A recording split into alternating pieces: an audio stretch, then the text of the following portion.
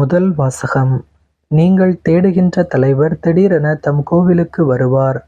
இறைவாக்கினர் மலாக்கி நூலிலிருந்து வாசகம். 3ஆம் அதிகாரம் 1 முதல் 4 முடிய உள்ள இறை வார்த்தைகள். கடவுளாகிய ஆண்டவர் கூறுவது: இதோ நான் என் தூதனை அனுப்புகிறேன்.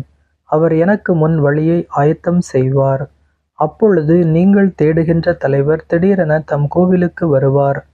நீங்கள் ஆவலுடன் எதிர்பார்க்கும் உடன்படிக்கையின் தூதர் இதோ வருகிறார் என்கிறார் படைகளின் ஆண்டவர்.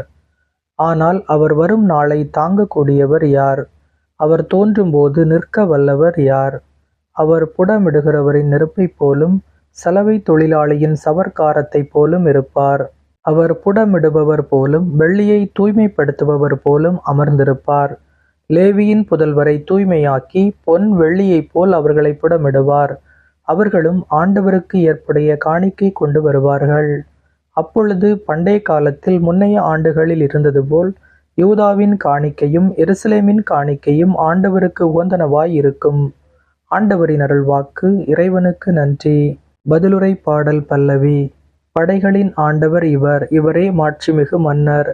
படைகளின் ஆண்டவர் இவர், இவரே மாட்சிமிகு மன்னர். வாயில்களே, உங்கள் நிலைகளை உயர்த்துங்கள். தொன்மைமிகு கதவுகளை உயர்ந்து நில்லுங்கள். மாட்சிமிகு மன்னர் உள்ளே நுழையட்டும். பல்லவி. படைகளின் ஆண்டவர் இவர், இவரே மாட்சிமிகு மன்னர்.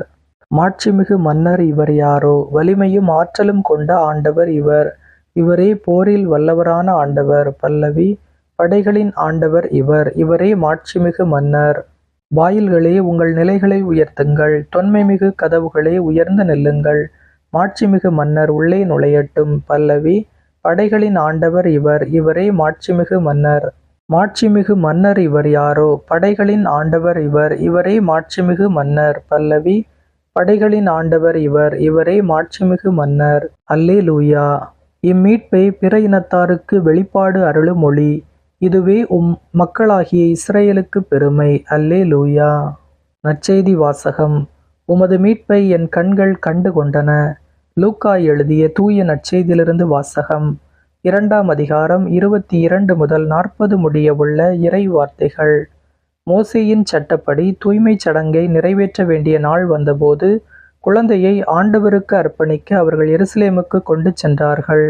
ஏனெனில் ஆண் தலைப்பேறு அனைத்தும் ஆண்டவருக்கு அர்ப்பணிக்கப்படும் என்று அவருடைய திருச்சட்டத்தில் எழுதியுள்ளது.